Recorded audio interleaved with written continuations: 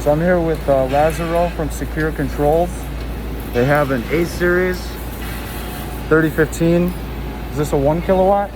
No, this is 1.5 kilowatt. 1.5 kilowatt. They've been cutting out 18 gauge mild steel, these parts. Nice clean edge. And 14 gauge. Yeah, this is 14 gauge. I'll let you just tell us a little bit about it.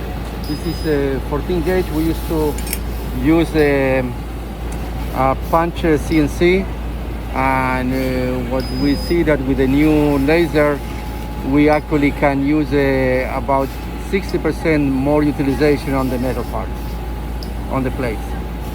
So material savings. Yes. And they love it.